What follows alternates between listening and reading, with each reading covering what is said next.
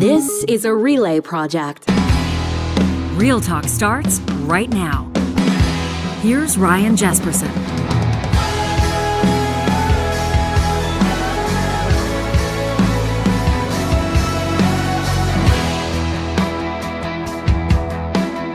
Thanks for joining us. This episode of Real Talk. Charles Adler, Emmy Award winner, coming up in just a second. We're actually going to talk about the period of his broadcast career, maybe this on the heels of the Golden Globes, the period of Charles Adler's broadcast career when he was awarded that Emmy. It was, in particular, at least he thinks, and I think he's going to tell us today, a speech that he delivered on the air, talking about a speech that was never given, as a matter of fact, the speech that Mitt Romney never gave. And in a roundabout way, over the weekend, if you're like me, if January 6th, the date jumped off your calendar, the name Mitt Romney factors into this. Had Mitt Romney delivered a speech, argues Adler, and he will again in a moment, potentially, perhaps, Donald Trump never would have become president. I'll let Charles make the argument. Plus, we're going to be talking about a story that's making national news across the country. Edmonton's encampments being cleared by police, but there's been a development. They're going about it differently. This as a court challenge underway.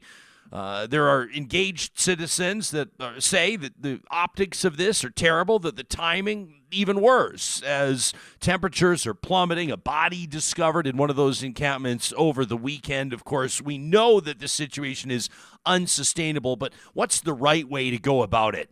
And as it's the first Monday of the month, we'll check in with the CEO, the president of the Alberta Chambers of Commerce, Shauna Feth, has her eye on Alberta Business. You may have noticed that Alberta's premier has been musing about changing the rules to the way that liquor retailers operate in the province of Alberta. Should convenience store operators be permitted to sell booze? Of course, this is sending shockwaves through the industry itself, changing the game, which, of course, for a lot of people is a non-starter. They've invested in liquor stores, as an example, near convenience stores, as an example, because convenience stores couldn't sell liquor. Is this a way to get things even more convenient for consumers in the province of Alberta, which I think you could make a compelling argument already has the best liquor retail regulation in the country, the most options for consumers, the most options for entrepreneurs and investors?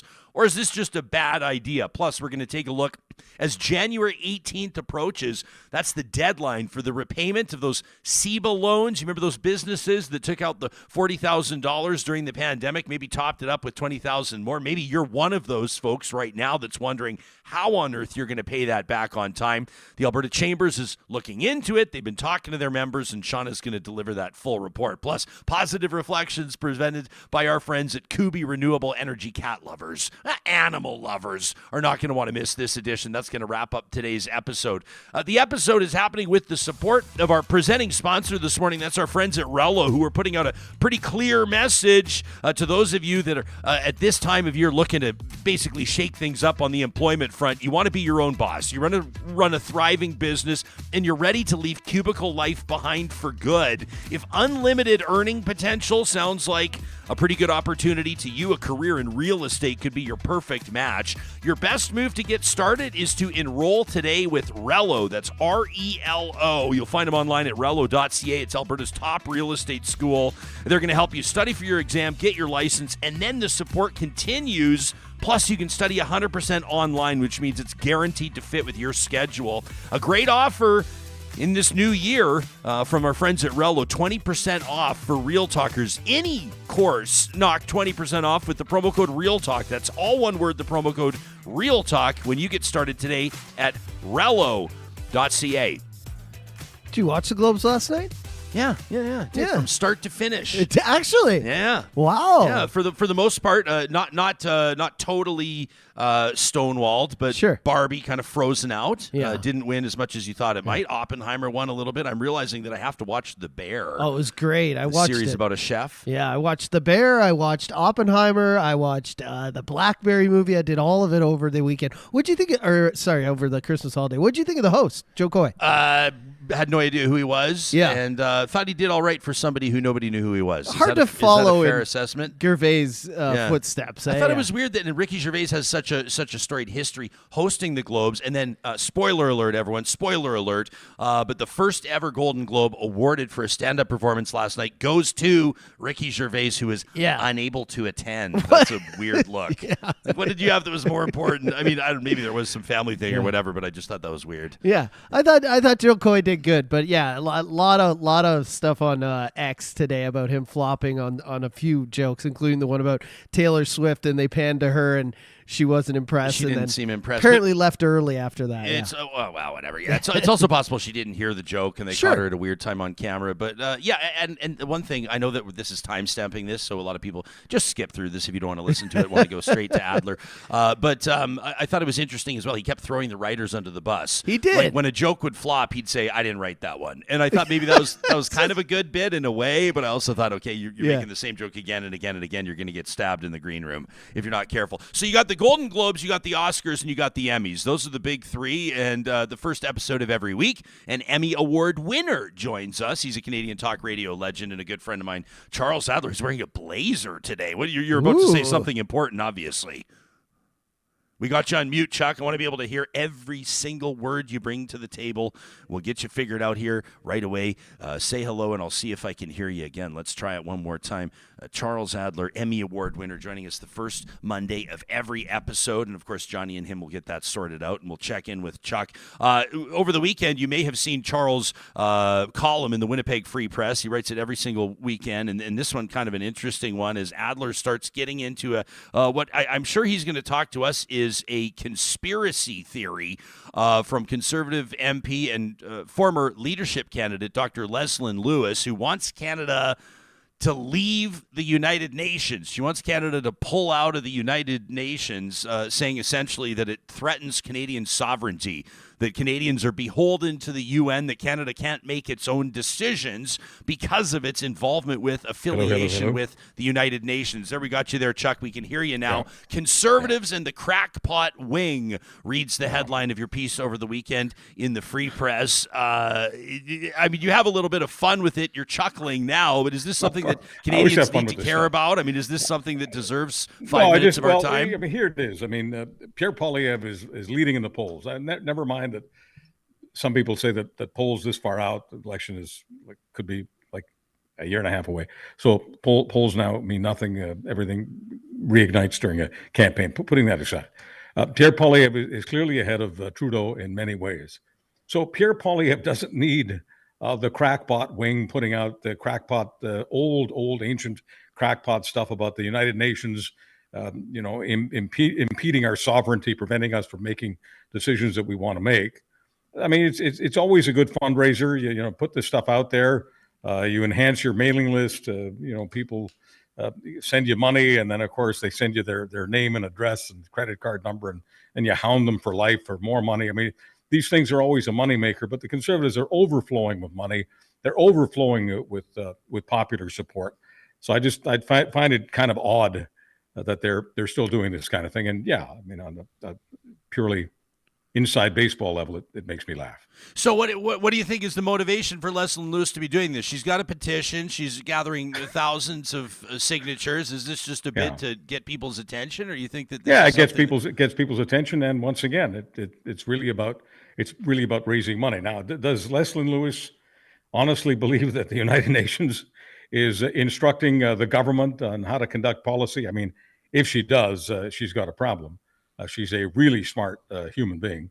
And, I wrote a little bit about this in the column years ago when I was doing conservative national talk radio based in Tampa Bay. It felt like inches away, but, just a quick drive away from U.S. Central Command.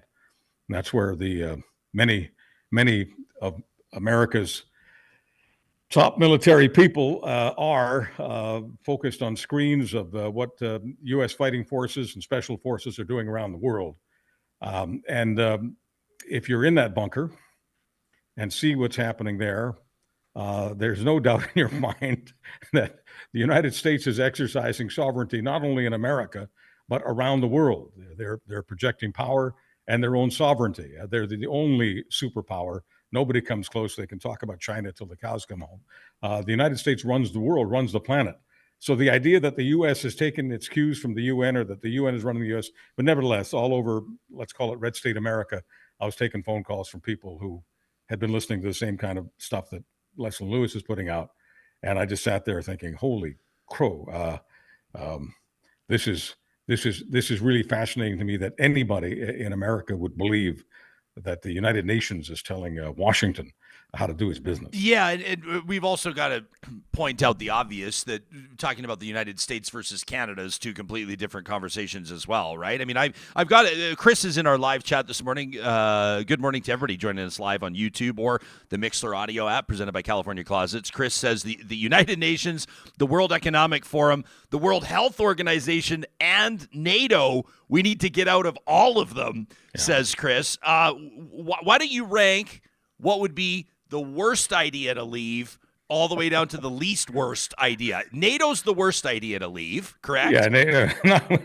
Terrible idea. We're not leaving NATO. Second off would be the World Health. I mean, the World Health Organization kind of is what it is, but provided resources through the pandemic, and it's a weird look. The World Health, and I'm not sitting here doing PR for the World Health Organization, which has made lots of mistakes, just like the UN does lots of stuff that is ridiculous. Everybody makes mistakes. Countries like Iran and others on the head of the Human Rights Committee, so we know the United Nations, does a lot to destroy its own reputation. But if you look into the history of the World Health Organization, they have wiped out a lot of bad stuff.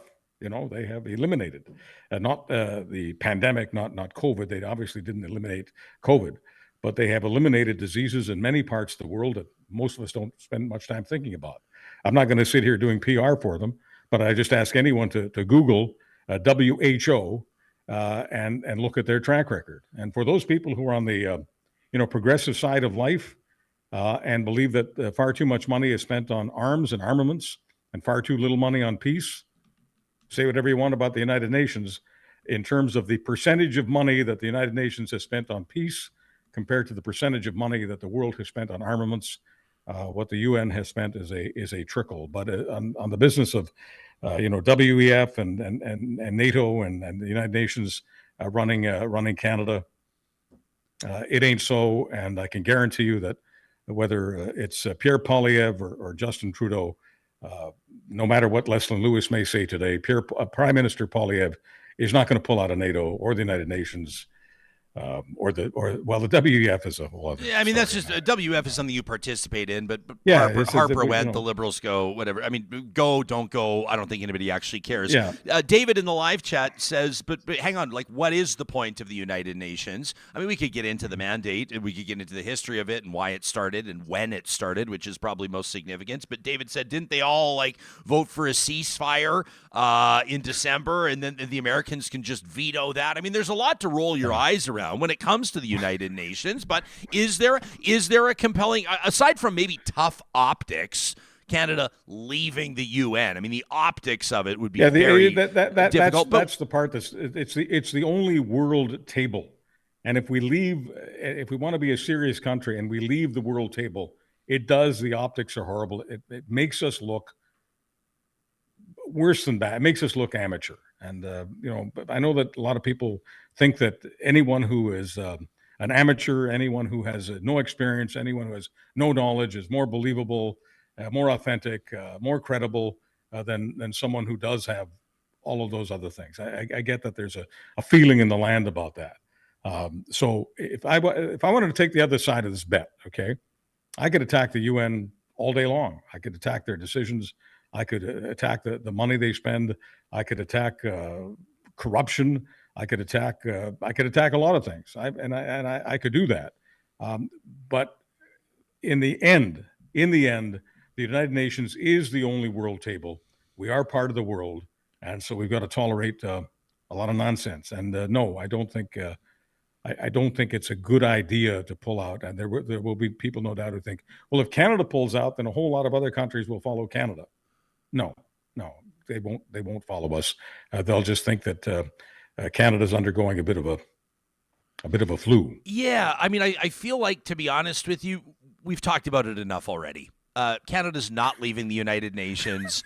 Leslyn Lewis accomplished what she was looking to accomplish. Everybody's talking about her petition, and even she's not leaving. Pierre Poilievre wouldn't leave, and you look like you're getting set to make an impromptu product mention on our airwaves. What's up? You're holding water up. That is smart water. For those, of course, who aren't watching, they're listening.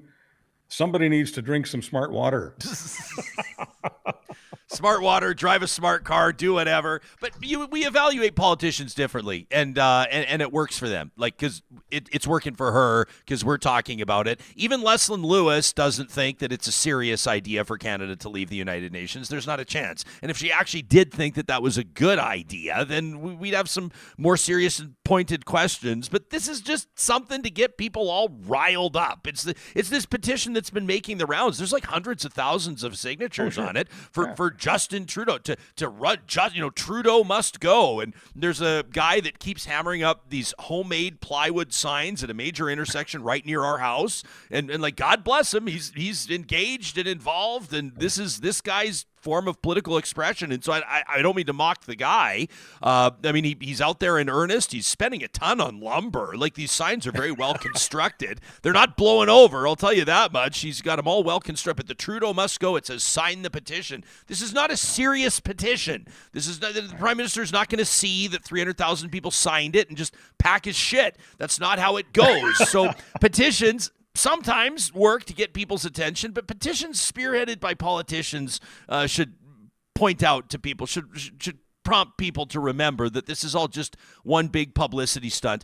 Hey, Saturday marked the anniversary, seems like a weird word to use, but January 6th, it's one of those days that will jump off the calendar for the rest of world history, I'm sure, as long as people pay attention to what happened at the U.S. Capitol. What were you thinking about on Saturday, this Saturday, January 6th? Hard to believe back in 2021 what actually happened there. Well, I was thinking that I couldn't believe it. I couldn't believe that this actually happened in the United States of America. I couldn't believe that the United States didn't have the resources to stop relatively, out of all of the people there, a relatively small handful of them were brutes and thugs. I'm not saying that most of them were tourists, but most of them were not intent on, smashing heads and hanging a vice president. So it just, it'll always blow me away just from an operational perspective, how American security couldn't defend the Capitol. So that jumped out at me. And of course, it's an attack on democracy. But Mitt Romney has it right. And I've got to spray politics here. I can't just do an MSNBC and just feign outrage all day long. That's not my mandate on this program or any program. And Mitt Romney, who's someone who I knew very well many years ago, and we can talk about why I knew him. But Mitt Romney, who is hardly a Trumpist, Mitt Romney is one of the few people who voted to have Donald Trump put on trial in the Senate and thrown out. Mitt Romney is an independent guy in many ways, and a very smart guy, a very smart political guy. And Mitt Romney said that repeating the January 6th business over and over again, if that's what Joe Biden wants to focus on, he will lose to Donald Trump. He said that Joe Biden needs new material because, as far as many Americans are concerned, January 6th is, by the time we have the election in November, is a 4-year-old story. You want to focus on yesterday's news, you want to focus on 4-year-old news, good luck with that. Talk to us about, we opened the show mentioning this because you and I chatted briefly over the weekend. I know you're open to telling the story. You got a call from Mitt's dad, George, obviously a long career and a storied career of his own. Yeah. This was years ago. This was a call. You're doing radio stateside. These are, basically some of your prime time years down working in the States, and you get a call on the air from George Romney. Take us back to that. So this was the monologue on the TV show, but it was simulcast with radio. So I was on both TV and radio, 8 o'clock, prime time in television land. And I would lead each show with something called The World According to Chuck. That was my monologue. And most of it was unscripted because I don't like to work scripted. And I don't know whether I went 20 minutes, 22 minutes, 28 minutes. I mean, it wasn't as long as Fidel Castro, but it was a long monologue. And Mitt Romney was running that year against Ted Kennedy for the United States Senate. Now, nobody believed that Ted Kennedy was going to lose a Senate reelection. It wasn't going to happen. But Mitt Romney was a rising rock star in the moderate wing, if you can believe that. There was a moderate wing of the Republican Party back then. And Mitt Romney was a rising star. And he was going to test the waters in this election. And he was hoping he could get within 5 to 10 points of Teddy Kennedy. Well, he didn't get anywhere close to 5 to 10 points. And that was clear in the days before the campaign ended, that he was going to get absolutely curb stomped, smashed by Senator Kennedy. So I did a monologue, A World According to Chuck, and I went for quite a long time. And I called up the speech that Mitt Romney never gave.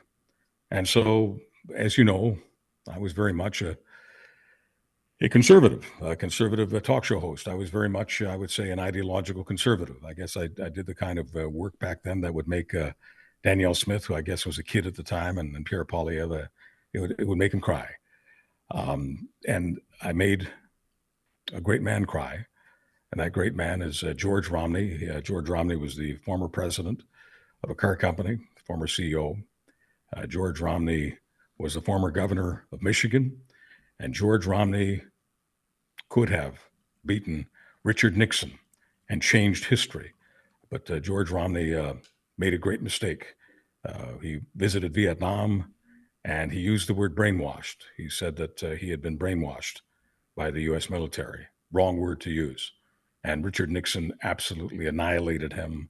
The Richard Nixon machine annihilated the prime contender, the guy who could have defeated Richard Nixon. He had all the tools.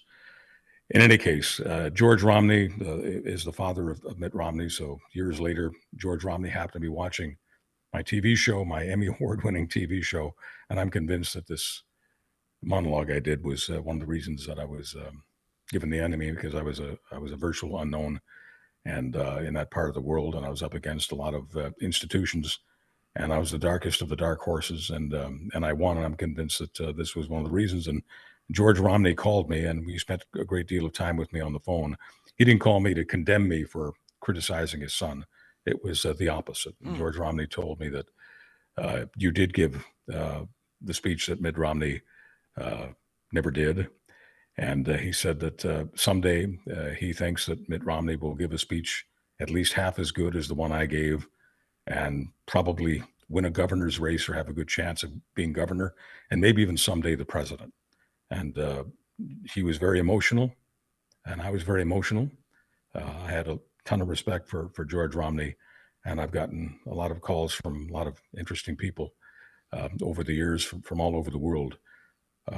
That one really stands out to me. It was a heartfelt conversation about a father who loves his country, loves his son. Yes, he's a conservative.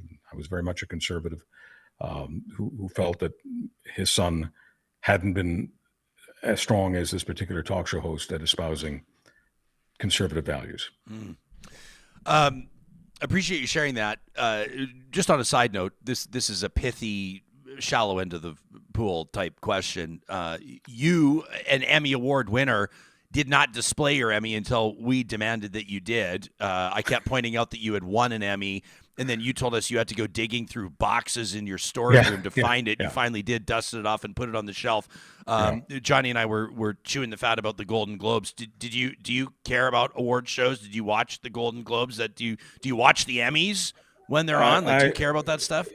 Well, wow. That's a no. That's a no. No. You hit me. I'll say this to you. When I certainly didn't expect to win, and I was in the middle of a rainstorm in Boston, they were telling me I had no choice. I had to go to the Emmys that night, the New England Emmys in Boston, in a beautiful auditorium. And it's just not the kind of thing that I do. I'm not a party guy. I don't go to a lot of parties, and I live a different life. I live a very simple life. And there are many reasons for that, which I don't want to get into here. But that night I walked in and my hair was I was soaked. I was like a soaked rat. And I walk into this magnificent hall where the Emmys are being held, and I hear my name as I'm walking in the doors. I hadn't even sat down, so I just kind of, I walked up. Here, let me get the. There he is. For those listening on the podcast, he's reaching back. He has it in All his right. hand. So they gave me the Emmy, and I, took it just like this, and I spoke for about, just 60 seconds. So by my standards, there was no. I wasn't verbose that night. I thanked the people on my team. I thanked the president of Boston University, without whom I would never have been able to do that show. Thanked my boss, my immediate superior, Bob Gordon. May he rest in peace. I was very, very grateful to all of them for putting me in a position where I could win an Emmy. And then I left. And I left the building with my Emmy. I just kind of walked out with it. And I guess some people who didn't know me, and most people there really didn't know me, thought that, I was a little odd. I didn't stay for the ceremony. I didn't stay for the party. I didn't stay for all the strokes. I didn't stay for all the press interviews. I went back to my apartment, and I went back to doing what I do. I know I didn't watch the rest of the show. I got back into my papers. I got back into my books. I got back into writing my thoughts down, even though I run monologues and many other things without a script. I'm writing things down for myself all the time. I live inside my head, and I need to sometimes write down what I'm thinking and why I'm thinking it. But that was what happened on that night, Ryan. I can honestly tell you that I have never celebrated an award. When I got the RTNDA Lifetime Achievement Award, and the ceremony, of course, was in the media capital of Canada. It was in Toronto. They flew me into Toronto, I guess, from Vancouver. They wanted to put me up in the magnificent hotel where the ceremony was. They wanted me to, come to a party and do all kinds of things after accepting the award. And I just wanted a very plain room near the airport. And I just wanted to, accept the award and then get back to my room and get back to my life and go home. So a lot of people listening to this go, what a loser. He's a celebrity who doesn't want to live like a celebrity. He doesn't want to accept the perks of celebrity. Or I'm not embarrassed about the Emmy. I'm not embarrassed about the Lifetime Achievement Award. But I stand on the shoulders of giants, Ryan. And I'm talking about members of my family, many of whom sacrificed a great deal and were sacrificed because of the January 6th kind of approach to life. And I comment on that. I do all kinds of stuff. But in terms of celebrating my achievements, they're not my achievements. They're their achievements. The fact that I even exist, I worked in Boston, so naturally I was close to MIT and Harvard and all the best and the brightest and all the rest of it. And I talked to a computer scientist at MIT about the chances of me existing. There were so many different things that happened before me that made the idea of me ever being born just not possible. And he told me that he listened to what I had told him and where I had come from, all of the things that happened. And he said, I can't work it out for you. He said, I'm not a religious man, but the fact that you exist is a miracle. Huh. And I'll just leave it there. Wow. I appreciate you sharing. I've never heard the story before. Fascinating stuff. Charles Adler, it's our favorite half hour of the week, man. Where we get to hang out with you, kick it off, and just keep it real. Thanks for making time for us, and we'll talk to you again in a week. Thanks for putting a smile on my face and giving me a reason to get out of bed on a Monday and talk to my favorite people. You got it. You can find Charles Adler online. Find him on X at Charles Adler. We are getting some chatter. Some people were tuning in or following storylines in the Golden Globes. And a shout out to Sharon, who says, well, what about Lily Gladstone winning? That was a big win last night.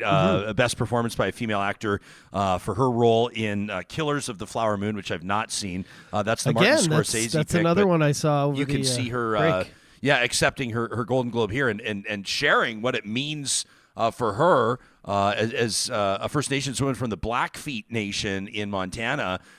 She talked about basically, she says back in the day, she says my people, they would record lines in films like way back in the day. They'd record people speaking English and then they'd just play it backwards to reflect Indigenous dialect. Yeah. For her to get up there yesterday evening in Hollywood, if you're listening to this on Monday, at the Golden Globes and to be able to say a few words in her dialect to thank the people that have influenced her career. That was a huge win, and like she said, an historic win. Yeah. And I thought a veteran move on her part, making her acceptance speech. She says, basically looks right into the camera. The directors in the control room. She says, I hope I don't get played off stage because there's some things I got to say. She says, this is an historic win, and she was right. So that was obviously a big one, and I'm grateful Sharon pointed it out. She was incredible in that movie. One thing I liked about that movie, and Scorsese, obviously amazing, he makes a little cameo at the end, but a lot of the scenes, like they're using the actual dialect and stuff, but sometimes they don't throw captions up. You just kind of know from the emotion in the scene. Yeah. You can kind of tell what Leo and her are talking about or what they might be talking about, but I like how he left a little mystery there. It was a great movie. And it's hard to watch, though. 3.5, almost 4 hours. Is that right? If you get through it, it's really good. Did you think it was interesting or not interesting that there were virtually no political statements? There were no statements on international affairs. Yeah. There was really nothing. Nobody was wearing any, that I could tell, any sort of ribbons or lapel pins or any, you know what I mean? It was kind of toned down. Usually there's kind of a moment along those lines at an awards show, especially right now, considering how supercharged everything is. Yeah. But virtually nothing at the Golden Globes. I don't know. Yeah, there's usually some kind of underlying political social activism, something going on, Me Too or whatever. But this year, it was kind of, and maybe that's another thing that I think Joe Coy kind of hurt him a bit. There was no big theme kind of to the night, and also, I don't know if you knew, but there was a lot of football on last night too. So a lot of people were watching the teams get into the playoffs last night. So we're going to get our eye on Alberta Business in just a moment. The first Monday of every month, the Alberta Chambers of Commerce makes its CEO, president available, Shauna Feth. And we're going to get into a couple stories that I know are making news right now, but are going to become more and more significant in the days and weeks to come. That in just a second. This episode of Real Talk is happening with the support of Eden Landscaping that wants to remind you that despite the fact that, this time of year, nobody's really honestly thinking about backyard barbecues and, getting the wading pool out for the kids and the puppies and running through the sprinkler. I mean, it's just not what happens in January. If you want that to be your reality in the summer of 2024, you're going to want to reach out to them right now. Get that planning started. The design stage is one of the areas where Eden and the team brilliance shines through. We can say that from firsthand experience. You've got your vision. Maybe you have some pages ripped out of a landscaping magazine, or you've got your own custom Pinterest board. The first conversation with Eden's great because you're sharing your vision and then they're starting to talk to you about how that could manifest itself. They've got their own ideas on how they can work with your budget and bring your yard to life. It all starts with a visit to landscapeedmonton.ca. That's where you will find Eden Landscaping. Our friends at Friesen Brothers in 16 different locations across the province of Alberta want to let you know that this week, Friesen Brothers customers can mix and match a whole bunch of items throughout the store with a 2 for $10 promotion. Whether it's Alberta chicken breast or Caracara oranges, in-store baked muffins, blueberries, sausages, cheese, whatever, you name it, all 2 for $10 products are marked with a special sign or sticker, so it's really easy to find them. You can find more information on the weekly flyer in store or at friesen.com. And we mentioned our official presenting sponsor of Real Talk on the Mixlr live streaming audio app. That's California Closets. They know this time of year, a lot of people are getting serious about their plan to get organized. You made the resolution, you made the plan. Now, what are you planning on doing about it? You can start with a visit to californiaclosets.ca. That's where you can request a free design consultation. That's step number one. You work with their team, whether it's a home office that could use a Murphy bed, whether it's a laundry room that desperately needs an organizer's touch. It could be a bedroom. It could be your primary bedroom's closet or even your garage. Nobody does custom closets and storage solutions like California Closets. Visit them online today. Shauna Feth is the president and CEO of Alberta Chambers of Commerce on the first Monday of every month. She's got her eye on Alberta Business. Joining us remotely this morning, it's nice to see your face again. Thanks for making time for us. Were you up late last night watching the Golden Globes? Is that something that you care about, Hollywood awards shows? No, unfortunately, I wasn't. I hear it was a fantastic event, though. Yeah, it was all right. I'm giving it like a 6 out of 10. Johnny, what did you give it out of 10? I said 5.5, 6 I out give it of 10. about a 6.5. Like moderately entertaining. Shauna, when we talk to you, we're getting down to business, and I have to touch on something that Alberta's premier has been musing about. Danielle Smith, when asked, in particular by Rick Bell, I'll give him the credit from the Calgary Sun, whether or not the Alberta government would consider changing liquor retail regulations, the premier says maybe it's something we should look at. Maybe convenience stores, as an example. Grocery stores, gas stations, could be others that may be interested. Maybe they should be permitted to sell liquor. Not currently obviously allowed with the way that the regulations work. What is something like this, the musing from a politician, what does that do to a business community? Yeah, well, I think part of this comes from the Ontario's announcement that they're going to do this in Ontario starting in 2026. I think we're a very different model than Ontario because obviously in Ontario, the LCBO controls and distributes liquor in the province for the most part. There's not a lot of independent retailers, where in Alberta, we of course are privatized and we have many more private retailers and have a lot of businesses that'll be really paying attention to this conversation. So this was December 14th. Like you said, the Ontario government announces that sales of beer, wine, cider, ready-to-drink cocktails, which is like, that's what everybody's buying these days, it seems. Brilliant. Allowed in convenience stores, grocery stores by 2026. This means 8,500 new stores where the products can be purchased. Hours of sales won't change. Ontario's system, though, dominated by LCBO, as anybody knows who's ever been out there or who's lived out there, or the consortium, the beer store to date. Quebec, meantime, the first province to allow beer and limited wine sales in supermarkets and convenience stores. I'm kind of two thoughts on this, to be honest with you, Shauna. Part of me thinks if I own a liquor store and I've signed a longer-term lease in a strip mall, hypothetically, because I want to be next to a convenience store because it seems to make sense. You know, people will come pick up their beer with me and then they'll go pick up their Doritos next door. And now all of a sudden the convenience store can drop its prices and sell the same product that I sell. Then I feel like that's not been a decision that's been made in good faith.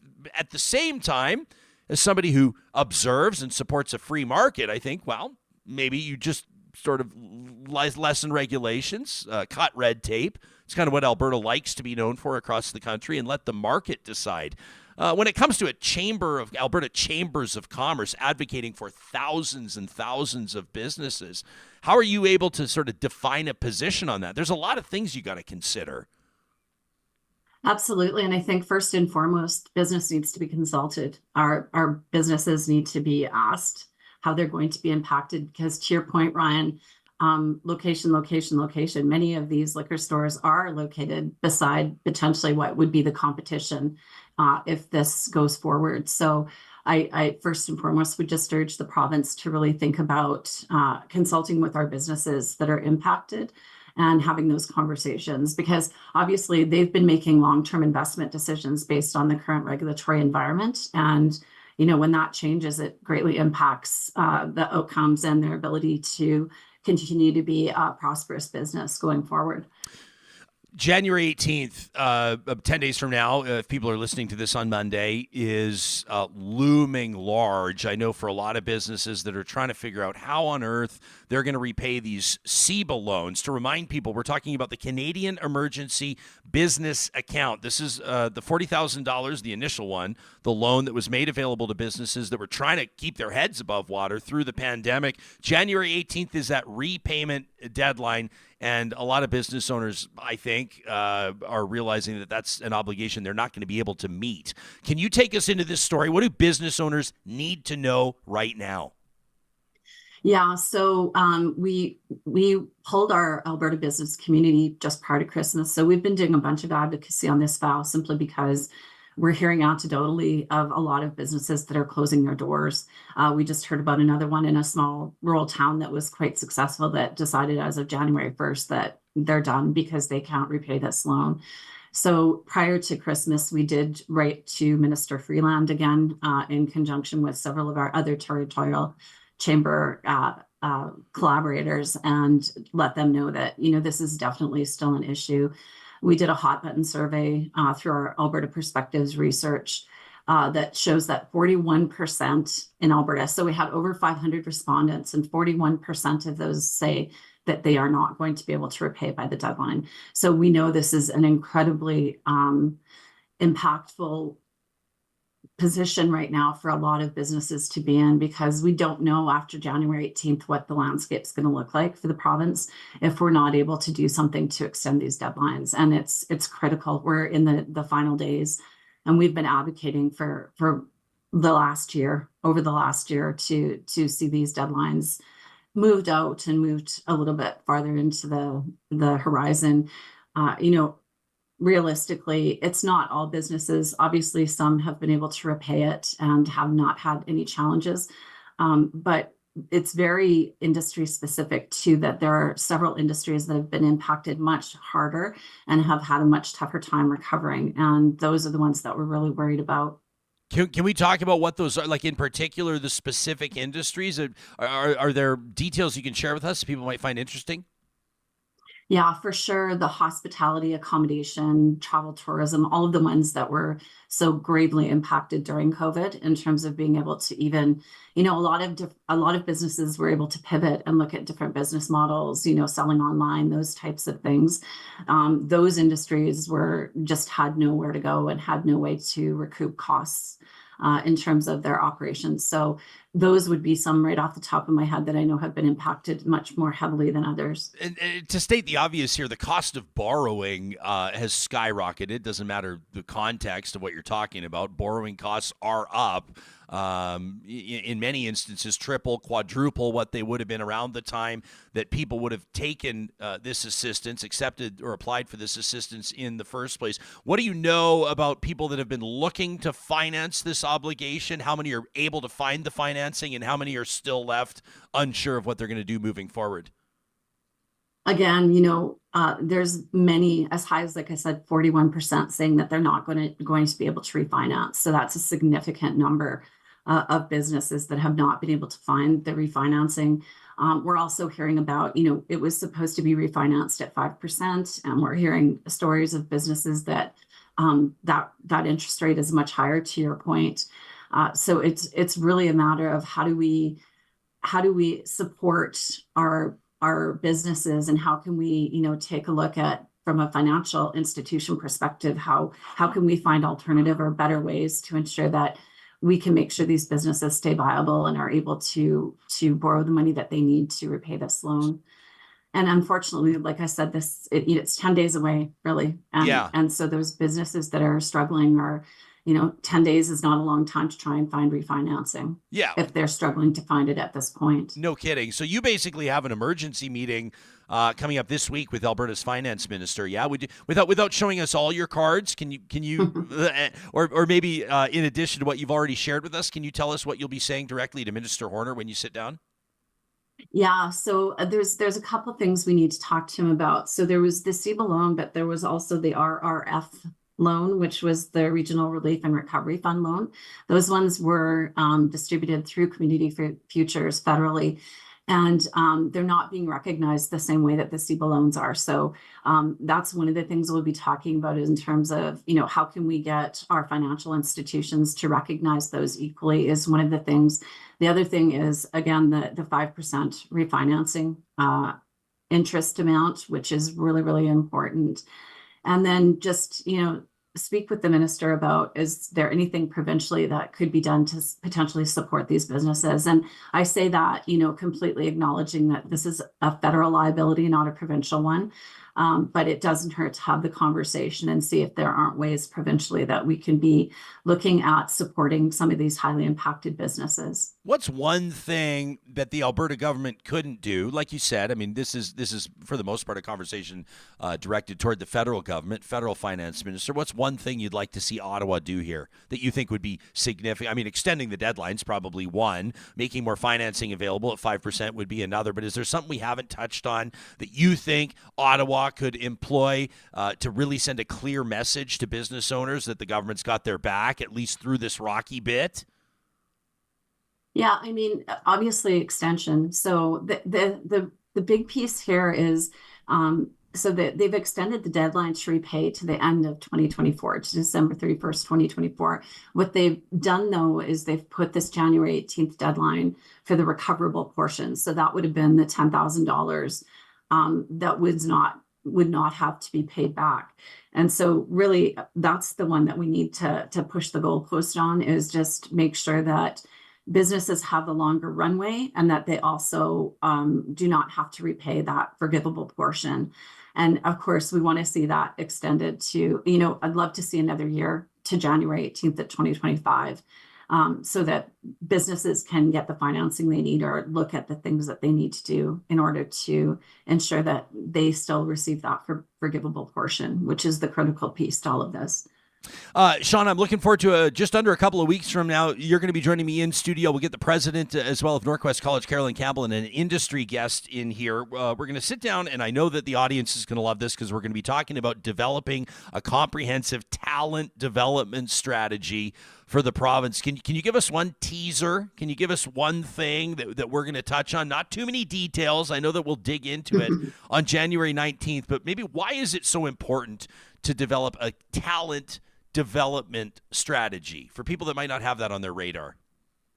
Yeah, and I think we've spoken about this before on previous shows, but in Alberta, we know we have a gap, a skills gap, in terms of the talent that we need for the development that's going on and for how our economy is moving so quickly forward. So the Alberta Chambers of Commerce and the Alberta Post-Secondary Network, which represents the 27 plus post-secondaries in the province, we've been partnering and collaborating on this project, the Talent Development Task Force, for almost 2 years now, with this idea of, to your point, just a really comprehensive strategy for how are we graduating the best talent and how are we keeping them in the province? How are we providing them with opportunities for work integrated learning so that we have, when those students graduate after 4 years or 2 years or whatever the case may be, they've had the experience, the real life experience, and they've gained some of those skills that they're going to need to just hit the ground running. So really excited to have Carolyn join me.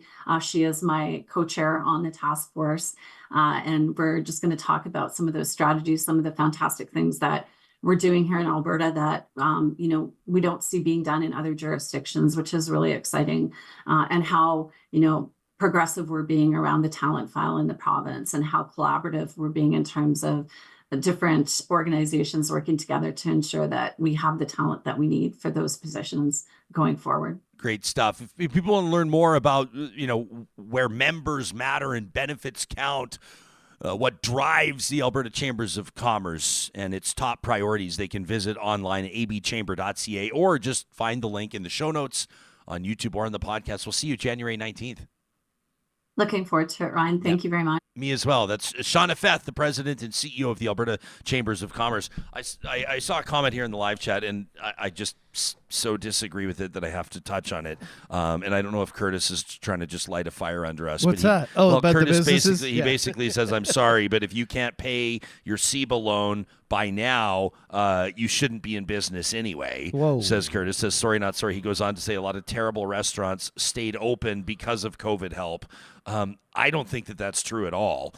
And also, let me just say that while some businesses may have extended their viability for a short period of time. If you're a quote unquote terrible business, a $40,000 loan is not going to extend you for long unless it's just you. But that's not a position that an elected official can take. You can't essentially, the messaging to the public have it be that you're on your own, right? Sink or swim. And too bad, so sad if you go out of business, in part because of health regulations that had business implications that health officials and elected officials really had no other choice but to implement. And so you had restaurants, as an example. Shauna there says that that's one of the industries hit hardest. I think that people could have guessed that one.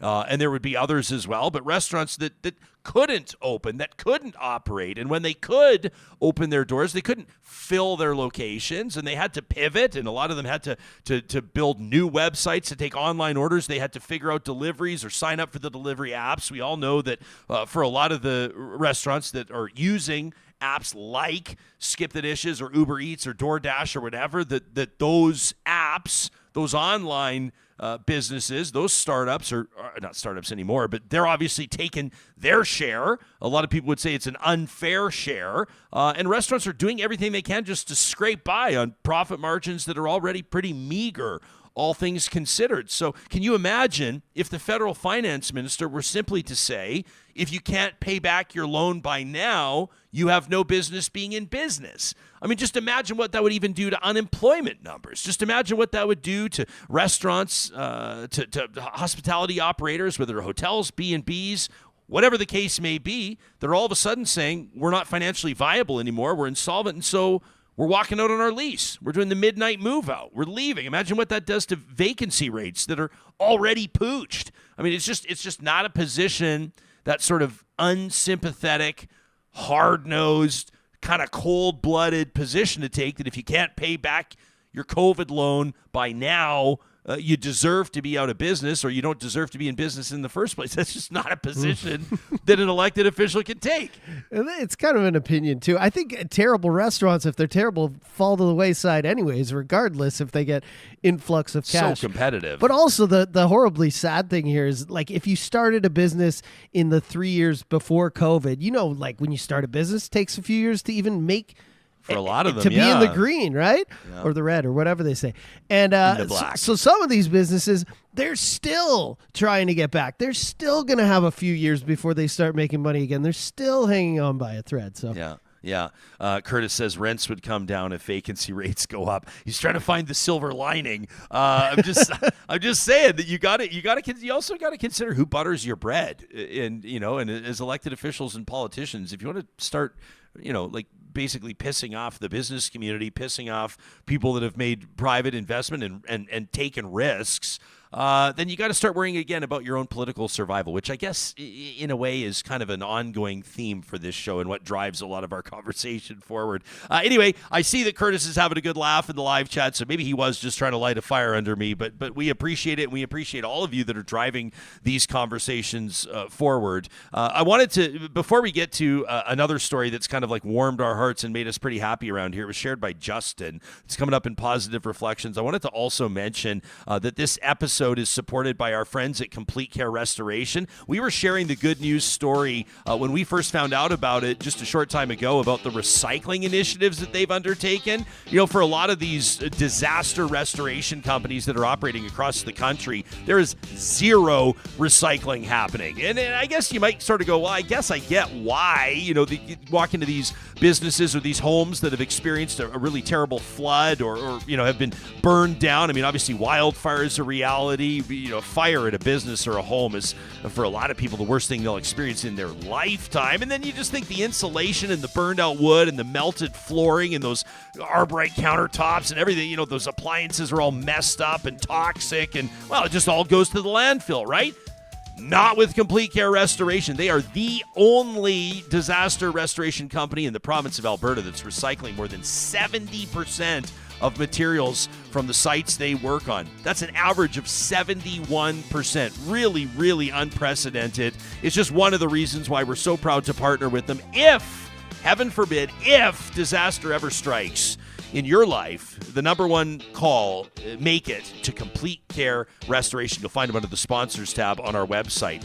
And we're talking a lot this time of year for obvious reasons about new opportunities, about people that are taking on new challenges. You see a job market out there that's ready for you, and you want to be ready to step up to the plate. Your first step at athabascau.ca. You can get your online experience started there. Open up your options with Canada's Open University. There's a lot of advantages to studying at AU, and the numbers tell the tale of the tape. You know, more than 94% of AU alumni say they're satisfied with the quality of their AU education. More than 94%, more than 92% of them say that they're in a job related to their field of study. There aren't a lot of post-secondaries that can quote those numbers. You can find Athabasca University online today at athabascau.ca. Wanted to mention a couple of interviews that we have coming up this week, and tomorrow is going to be a big day. We'll be checking in with a dear friend of the show, Supriya Dwivedi, is going to be back with us. That's coming up on Tuesday's episode, and coming up on Wednesday. This is a story that's been making news across the country. You and I haven't talked about it a lot off air, Johnny, but these encampments, these homeless encampments that are being cleared by Edmonton police, 7 encampments have been cleared to this point. They say that about 78 people, let's say 80 people, have been displaced here. And there have been some changes to the City of Edmonton's policy here as a court challenge looms. This is the Center for Peace and Justice and Human Rights that's challenging the City of Edmonton and its protocol here.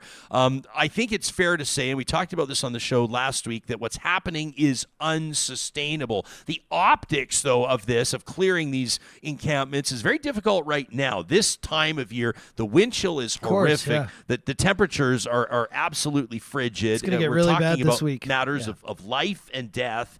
But we also recognize that what's happening in these encampments is not a long-term sustainable strategy either. So we get a lot of people that are talking here, political leaders, social service executives, and others, people working on the front lines that are saying we need to invest more into shelters. We need to create more shelter space. Coming up on Wednesday's show, circle that on your calendar, on January 10th, we'll be joined by Edmonton City Councillor Aaron Paquette, who says that it is possible to solve this, and he's going to bring to the table what he thinks could be some potential solutions. I'm expecting a very good conversation. That's coming up on January 10th when Councillor Aaron Paquette joins us in studio. Nice. That's a tough story to watch, man. And I know that a lot of the police officers, they don't want to be doing it. They don't want to be there. And for the people whose lives are being impacted firsthand, the people that are experiencing homelessness right now, they're having things like their belongings confiscated and taken away. They're starting again from scratch. It's really, really brutal. It's a really tough nut to crack because there's always going to be homelessness. There's always going to be people who are houseless, right? But at the same time, we're hearing those horror stories about people who say, hey, females especially, I've been to shelters. I've tried to stay there. I don't feel safe. I've been assaulted. So I come out here and I live on the street, and then people find my place and it's good. And then they start building around me. And then there's 20 and 30 of us, and then they tear everything down. And imagine that, like when you spend your life, finding like a warm jacket, 2 good pairs of socks, a few raincoats, and then it's all gone. And it's like your life is reset. You have to start all over again, especially this week. I don't want to harp on the city, but what a week to do it right ahead of we could see this cold weather coming, right? It's really sad. Yeah. I want to circle back on the one thing we were talking about with Shauna there out of the gates on the Alberta Chambers feature. I knew you were lifting amending or changing the regulations around liquor retail in the province of Alberta, which already has. I think from a free market perspective and from a consumer choice standpoint, Alberta does it the best in the country when it comes to liquor stores. But you talk to anybody that knows, anybody that's lived anywhere in this province that we call home. I don't care how good or bad of a golfer you are, you can always swing a club and hit a liquor store. It doesn't matter where you live. Specialty ones too in Alberta are just out of this world. I don't want to name names, but you know the ones you go in, it's like a shopping mall. It's So like, yeah, I don't mind the idea of being. I mean, you probably should be able if you've been down in the States. I mean, we've vacationed in Montana. You you're buying your groceries. You're in the grocery store, Yeah. and then you go and you stop in the beer and wine aisle. You pick up what you need. course. It's very convenient. But also, you get these people that have invested in these huge locations or in the ma and pa liquor stores. Going, well, what the hell? Yeah. You're sort of like it's a pretty dramatic or significant change to implement. Sure. Where do you land on it? Well, Do you have I'm a strong dually, opinion on so it? like I'm all for it. When I go down to the States and visit family, I grew up with it when I was younger. We would go into stores, you'd go into the 7-Eleven equivalent or whatever down there, and it's the same thing. There's cigarettes in there, there's booze in there. I don't see any harm with it, but I see what you're saying. We've got these specialty stores. I've got one, and again, I don't want to name names, but there's one in Windermere right by my house where I'm like, this place is incredible. I can go up, I can fill one of those beer steins. I can go over here. People are so helpful. They have knowledge and stuff like that. And if you take that all away and it was just like, I guess, like, in a convenience store or in a they'd still supermarket, be able to do their thing. of course, They would have to better advertise what they offer that sets them apart. and that would be it. which is maybe the way that things the personal should go. touch, right? So I guess, ultimately what this comes down to, and when you look at, politicians and what might influence aside from lobbyists, I mean, that's the cynic and the realist in me. Lobbyists are very effective at what they do, but politicians also decide policy based on what will play well best with the public. In Sure. other words, what will play well best politically. And do members of the public, do Albertans believe that they are underserved now when it comes to availability of beer, wine, and liquor? I don't know. I don't think so. And I just spent a year and a half in Kelowna, right? The same thing. You go into the supermarkets, there's wine there. And there's not just wine there in an aisle. There is a person there with knowledge, just like these stores that we're talking about in Alberta, who gives that personal touch, who gives you not samples, but tells you what wines to buy. So, I don't want to lose those big stores that I know and love. I mean, the cheap ones. What about the little ones? What about Who cares? But Linda's Liquor? Exactly. In Tofield, Alberta. This Exactly. Is a made up company. Shout out to Tofield.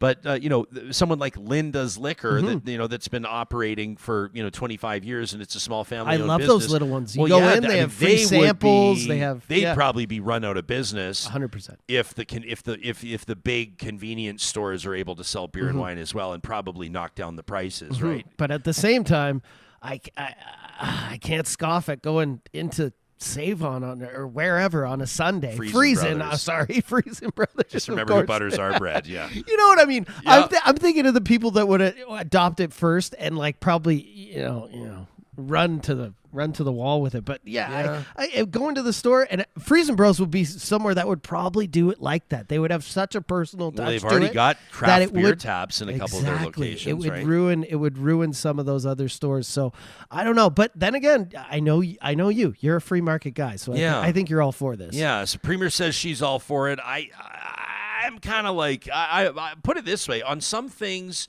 I feel like I can be convinced either way. And so I feel like on this one, I could hear a compelling argument from somebody and maybe change my mind. What I'm thinking of right now, I mean, number one, this isn't necessarily a determining factor in my opinion, but I would note that I don't think, and again, this is a subjective comment, but I don't think Alberta or Albertans are underserved when it comes to availability of beer and wine. Definitely not. Like there's liquor stores absolutely everywhere. Some people might argue there's too many. That's again a subjective. That's sort of one person Certain feels areas, that, I another think person so. feels differently. But so I don't feel like this is a pressing issue. And number two, when it comes to legislation or policy, that sort of defining principle of do no harm, I feel like this could do harm to existing operators, That to are already entrepreneurs struggling.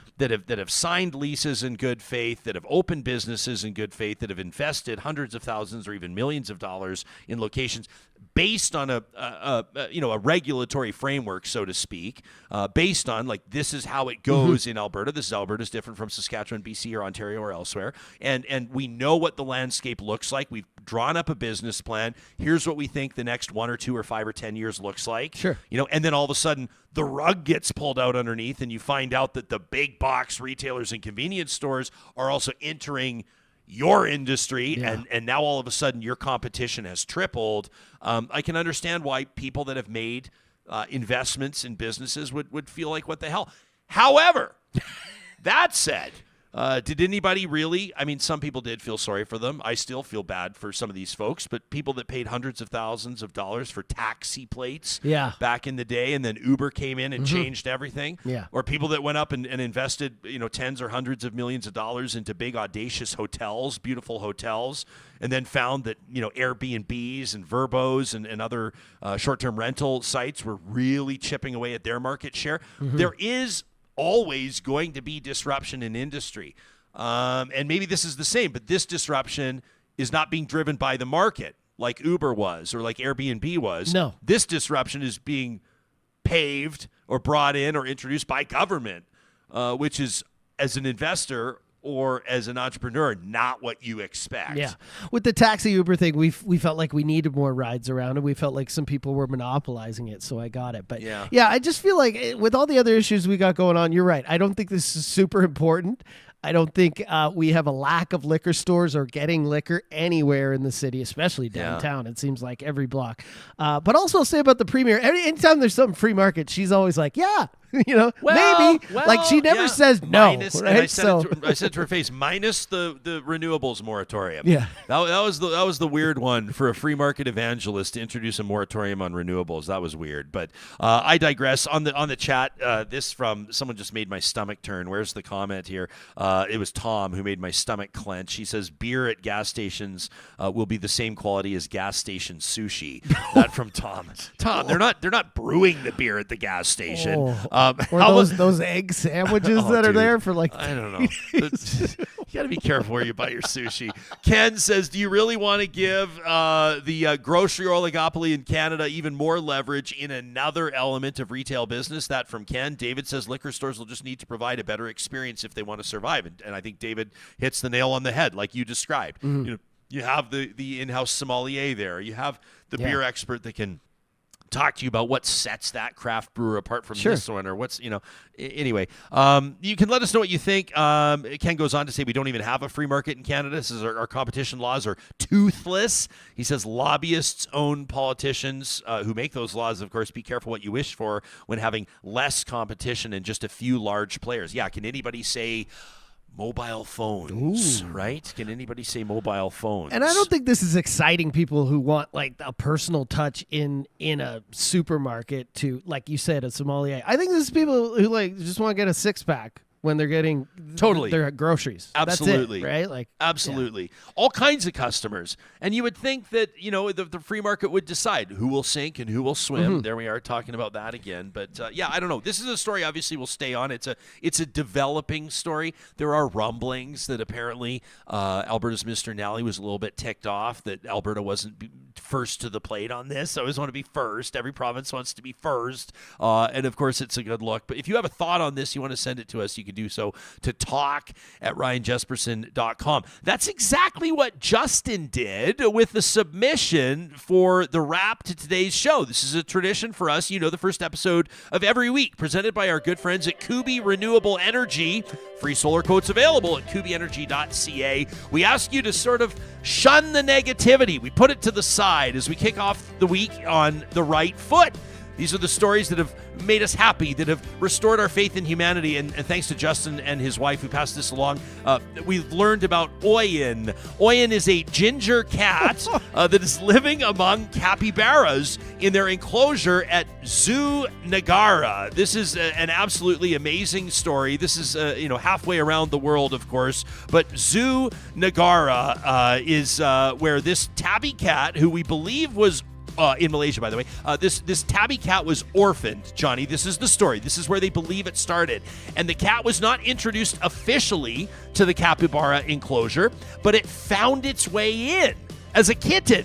And these capybaras adopted it. And it's been living among them. And the experts at the zoo say that the cat, Oyen, has taken on the characteristics, the behavior of the capybaras. He's eating with them. It thinks it is a capybara. They don't know. It's never actually said the words. But this is a story of integration. This is a story of friendship. The cat capybara friendship out of Kuala Lumpur at Zoo Negara. And of course, it's turned into a big visitor draw. If you're watching on YouTube, you saw Oyen's got his own custom signage at the zoo. And this is something that they're really leaning into. I say shout out to the zookeepers here. They could have found a way to get Oyen out of there. Yeah, like he's a pest or something, but I like this. I love this story. So Oyen, whether Oyen knows or not that he is not, in fact, a capybara. I don't know if there's mirrors in that enclosure or not. Shout out to the capybaras who saw an opportunity to make a new friend and did exactly that. A story of coexistence, peace, and harmony kicking us off through this week of the show, and that, of course, courtesy of Justin. Thanks so much for your submission. You can send us your positive reflection. It could be something out of a zoo, out of the great wild, or it could be something that happened in your own personal life. Maybe a random act of kindness. Somebody paid something forward. Maybe you did it yourself. Talk@ryanjesperson.com. Just put positive reflections in the subject line. And, of course, it's presented by our friends at Kubi Renewable Energy at kubienergy.ca. Coming up on Tuesday's show, we'll check in with Supriya Dwivedi. She says life's still not safe for female politicians in Canada. She'll make her argument here. And then Mo Amir, a friend and host of This is Van Color, joins us from the West Coast. It's a jam-packed week on Real Talk. We're thrilled to have you here with us. Thanks for making this episode part of your day. We'll talk to you soon.